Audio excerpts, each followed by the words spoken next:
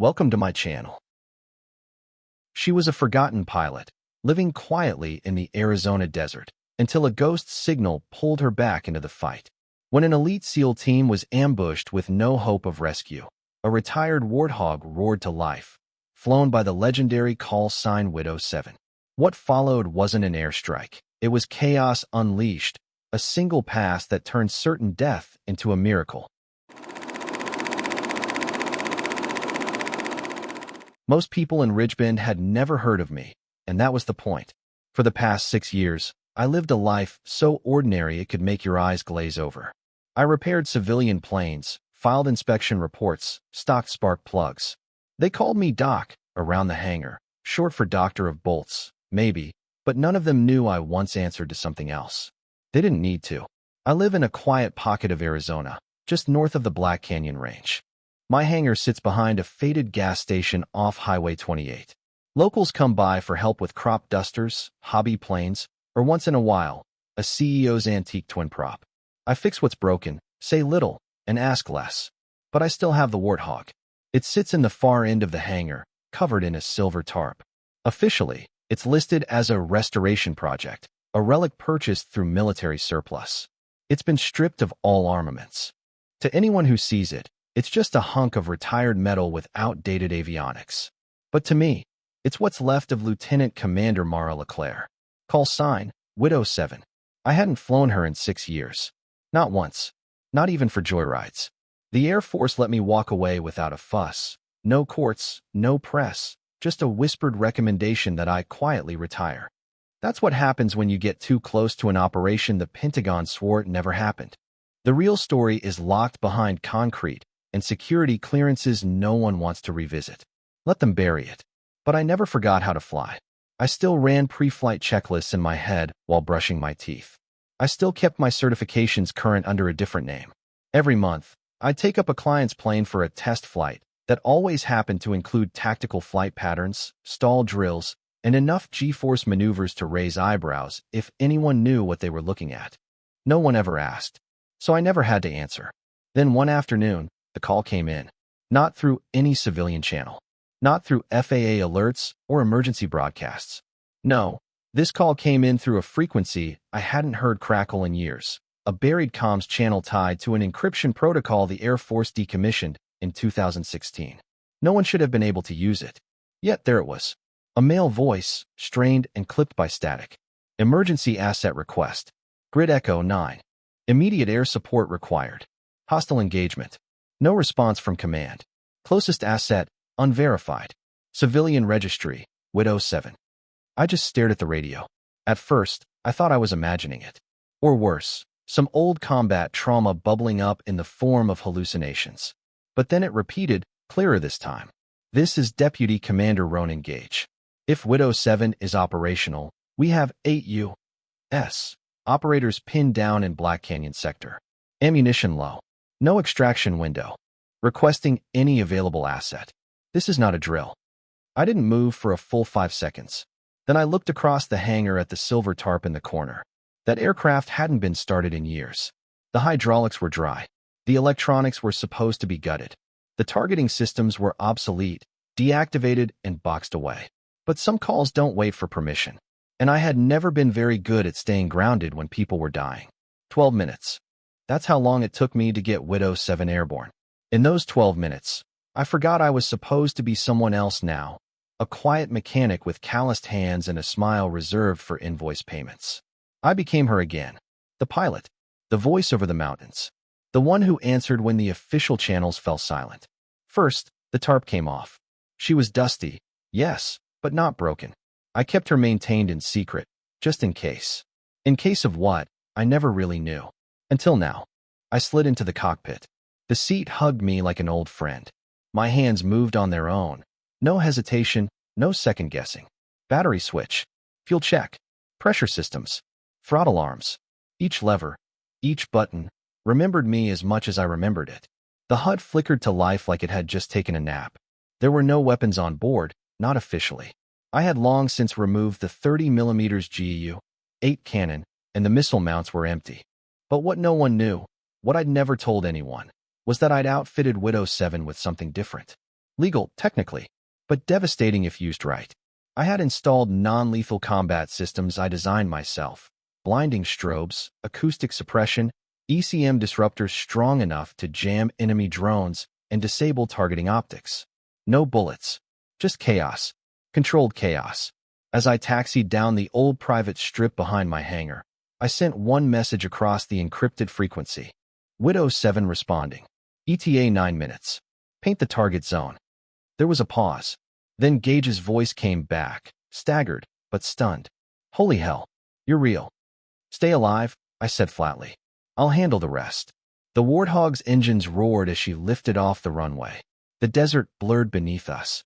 The flatlands gave way to broken rock and sharp ridgelines. I pushed the speed harder than I should have, but she took it.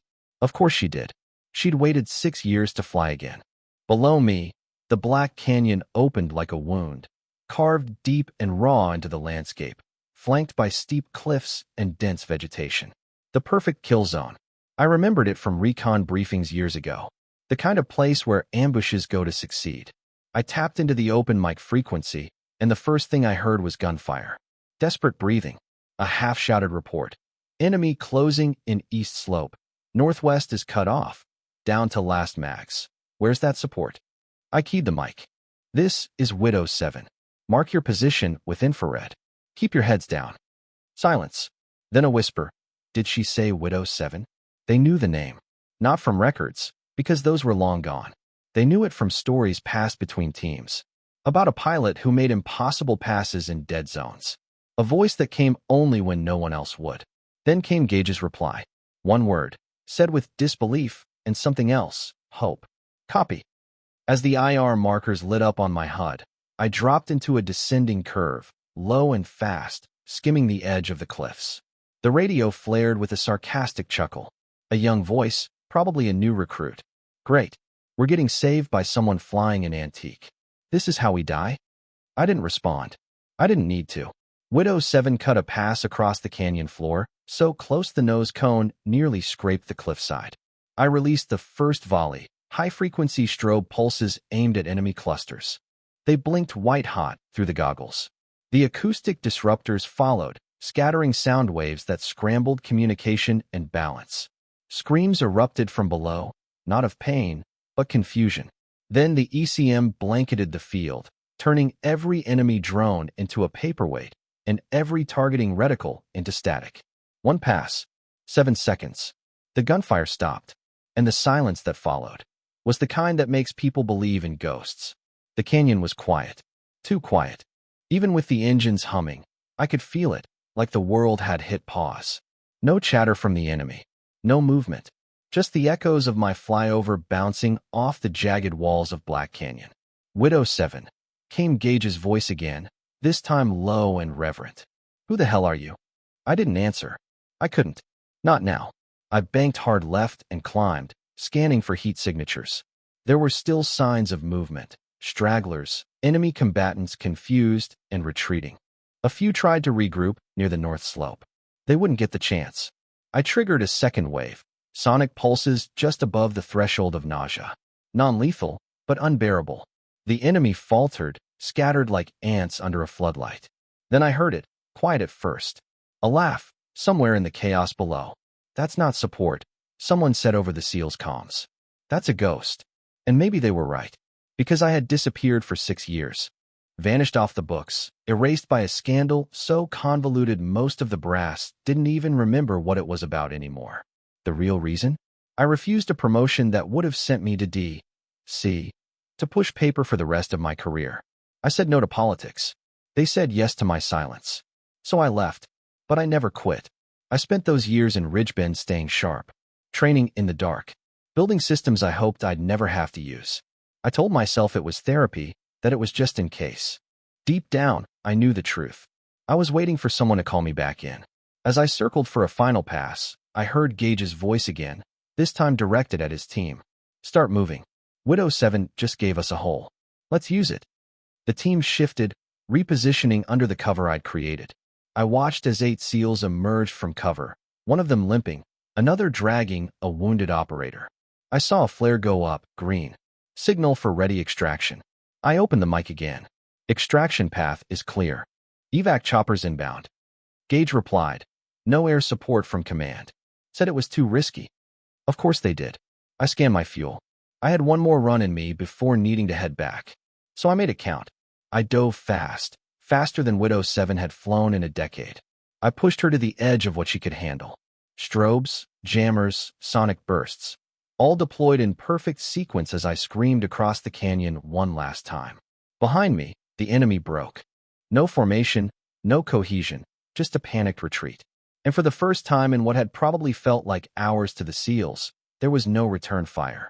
Only the low, growling engine of a warplane no one expected to ever fly again. I circled once more, high and slow, just long enough to make sure the retreat wasn't a bluff. The enemy was gone, scattered like dust on the wind. Whatever plan they'd set into motion had collapsed under pressure they didn't expect. The pressure of a ghost. Down below, the SEALs were regrouping, fast and efficient. I watched through my secondary display as two of them carried the wounded to the clearing they'd designated as a fallback LZ. Gage's voice came through again, breathless but steady. Widow 7, we owe you a hell of a lot more than thanks. What's your status? Clean pass. No hits. Fuel at minimum safe for return. I paused. Mission complete. We need to debrief. Confirm ID. Command's gonna ask questions. No need, I replied. Your people are safe. That's all that matters. There was a moment of silence on the comms. Then Gage, quietly, understood. I turned her west, back toward Ridgebend, and pulled the throttle just enough to carry us clear. Widow 7's engines were starting to hum with fatigue. She wasn't built for this kind of deployment anymore. But she'd held up like a fighter with something left to prove. Just like her pilot. Halfway home, I killed the encrypted channel. The static died instantly, replaced by the low, reassuring rumble of the twin turbines. My heart was still racing, my hands still tight on the stick, but something inside me had gone. Still. It wasn't victory. It wasn't pride. It was something quieter. Relief. The kind that comes from knowing you were exactly where you were supposed to be, just when no one else could be there. When I landed back at my private strip, the sun had dropped low behind the ridges. The sky was painted gold, then rust, then deep navy. I taxied Widow 7 back into the hangar and cut the engines. The silence that followed was deep, complete. No cheering. No brass waiting to pin a medal. Just me and the ticking of cooling metal. As I climbed down from the cockpit, I let my hand run along the fuselage. She'd done what no one expected. Again, I pulled the hangar door shut and turned off the exterior lights. No need for an audience. The world didn't need to know who flew into Black Canyon that day. But I knew. And apparently, so did someone else. Because 24 hours later, a secure line lit up in my office, one I hadn't seen activate in years. I answered it like muscle memory. Go. A pause. Then a voice. Steady. Old. Widow 7. This is Colonel Ethan Rourke. I know it was you. My throat tightened.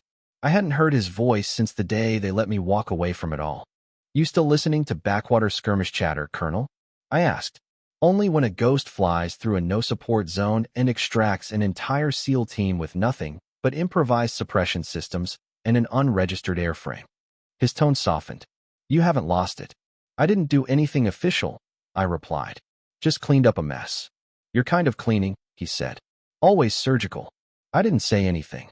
We've reopened your file, Rourke continued. Not for prosecution. For context. The command wants to know how someone they wrote off 6 years ago is still the best asset in the sky. I exhaled slowly. I'm not interested in being an asset.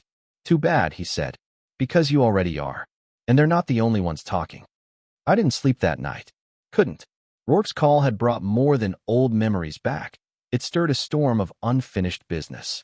I sat in the hangar until dawn, watching the light catch on the curved canopy of Widow 7, tracing my reflection in the glass like it might give me answers I didn't have. The SEAL team made it out. I kept telling myself that. That should have been enough.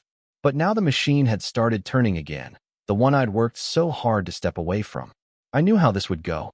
First comes the investigation, then the questions, then the subtle invitation to consult.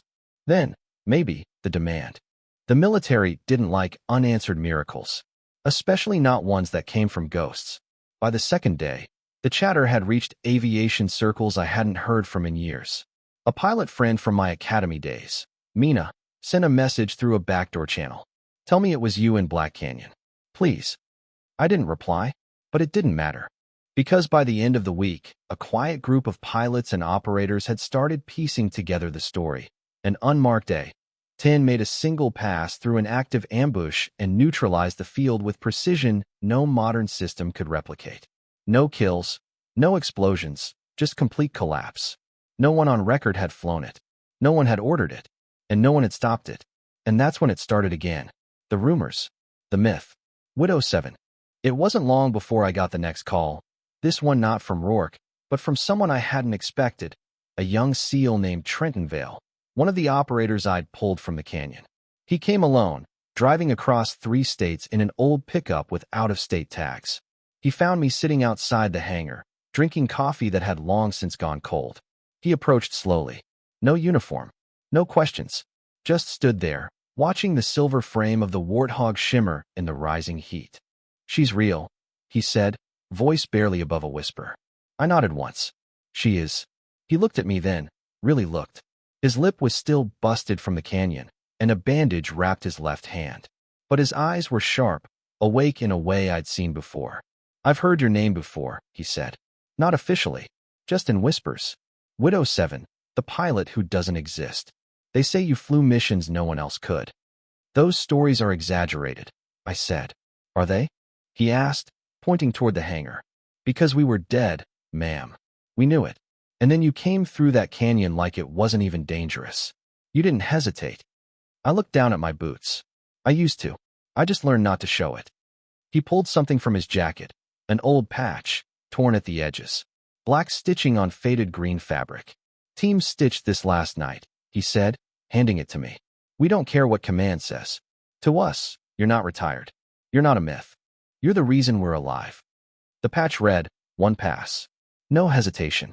Widow 7. I didn't know what to say, so I said nothing. He stood there another minute, then turned to leave. But before he climbed back into his truck, he called over his shoulder.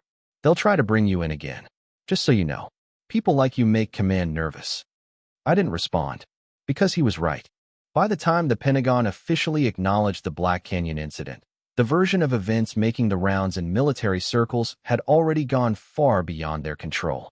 They tried to scrub it quietly, called it unconfirmed engagement support from an unidentified air asset. But stories don't stay buried when they save 8 elite operators from certain death, especially when those operators start talking. And they did.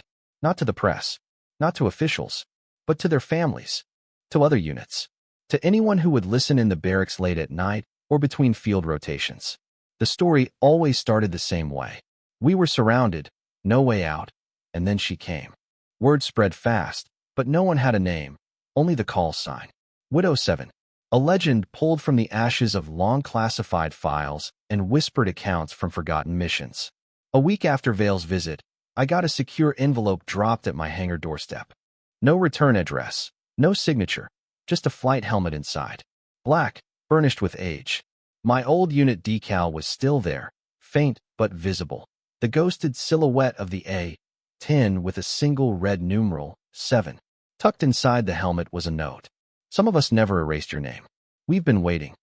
That hit harder than anything else. See, people assume combat breaks you in the moment. The gunfire, the blood, the fear.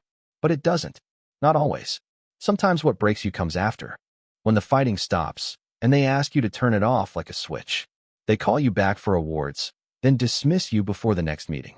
They want your loyalty, but not your presence. Until you're needed again.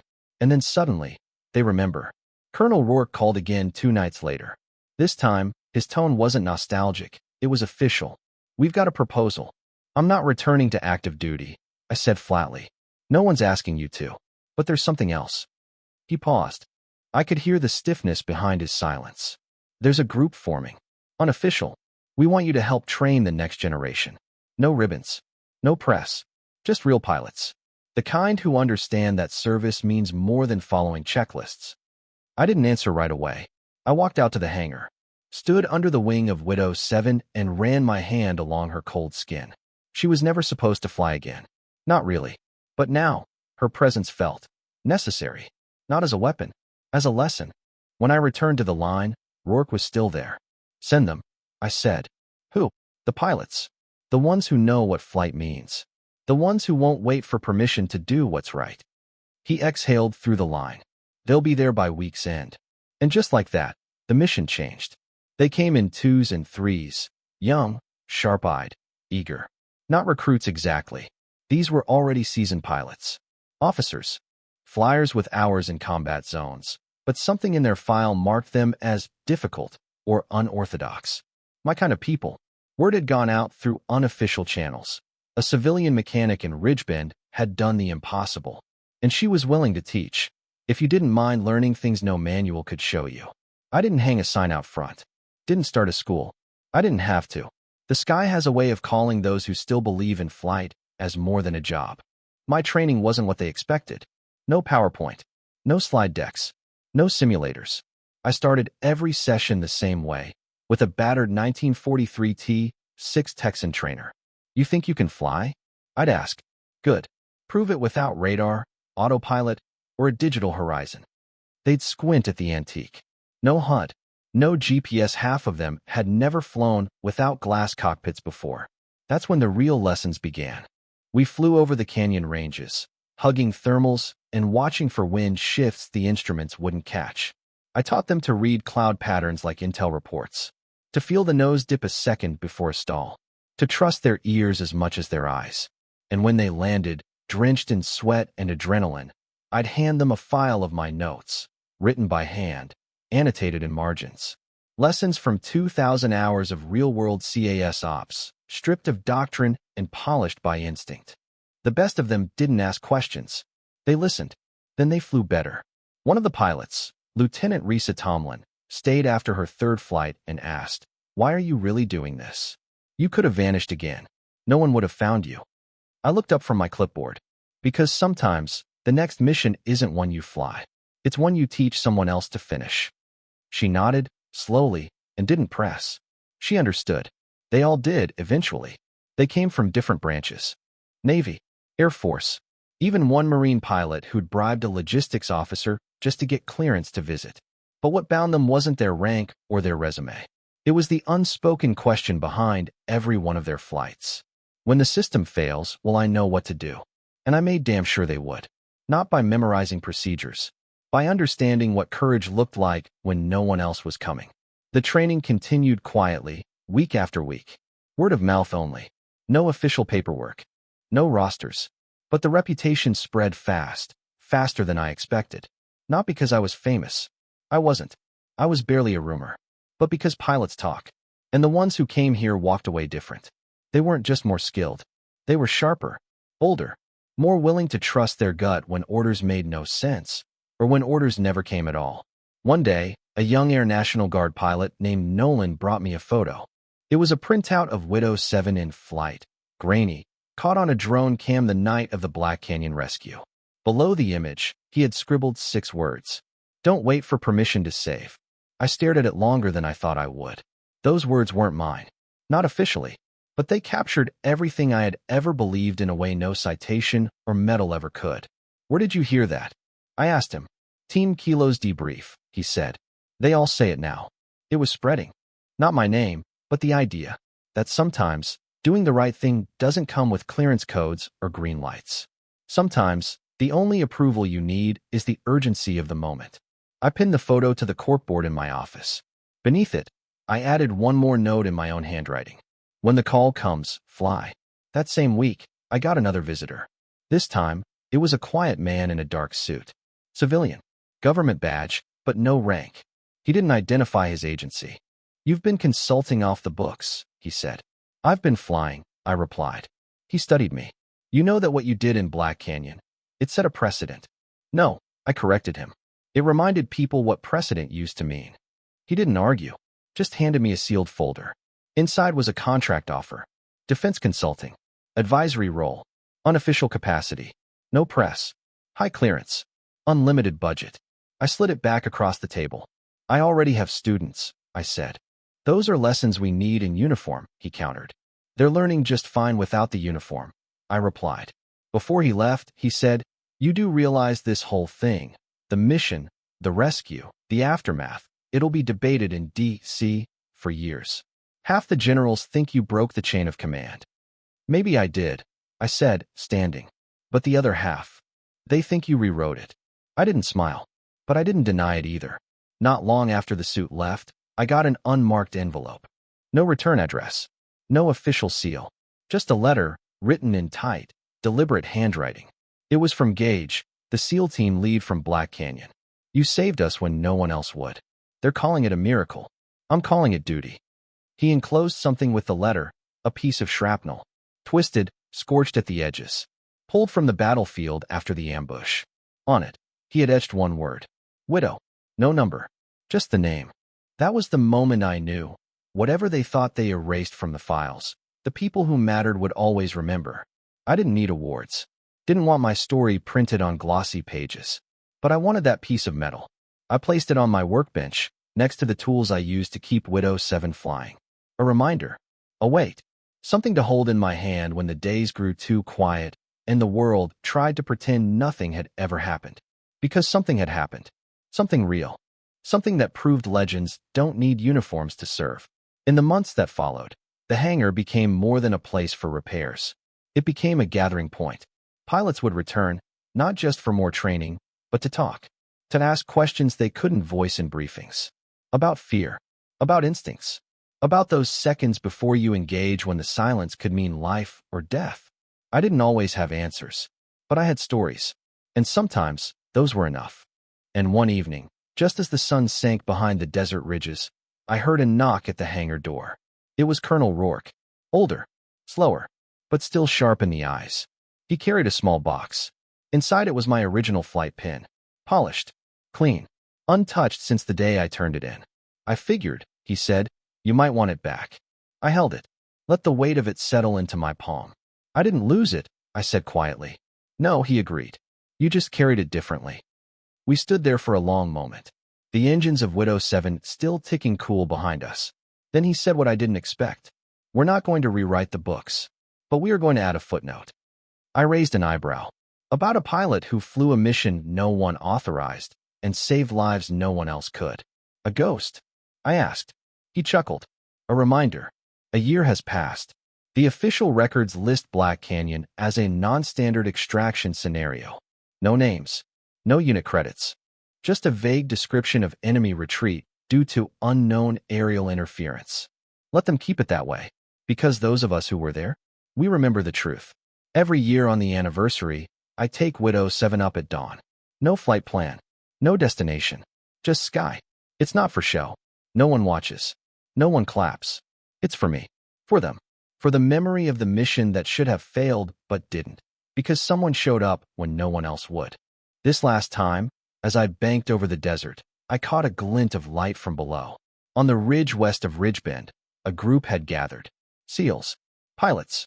A few I recognized, most I didn't. They weren't there for a flyover. They were there to remind themselves why they trained, why they flew, why they still believed in doing what was right even when orders failed to arrive. They stood in silence. I dipped the wings once, slow and deliberate. One pass. That was enough. Back on the ground, the hangar felt different now. Not heavier, not lighter, just full. As if the years I'd tried to leave behind had finally caught up, not to chain me down, but to stand beside me. Every now and then, I still get visitors. Young pilots. Quiet ones. The kind who ask the right questions. The kind who've heard about Widow 7, but don't come looking for a legend. They come looking for truth. And I tell them what I've always known. You don't need permission to do what's right. You don't need recognition to make an impact. And sometimes, the only thing standing between a unit and annihilation is someone stubborn enough to say, not today. I may never fly into combat again. But Widow 7 is still here. She's been refitted, restored. Not to fight. She's done her part. She's here to remind anyone who steps inside her that flight is a covenant, a promise, and that even ghosts can keep watch. Sometimes, it only takes one pass. One pilot. One decision to return. Not for glory. Not for medals. But because the sky remembers those who never truly leave it. And so do the people they save.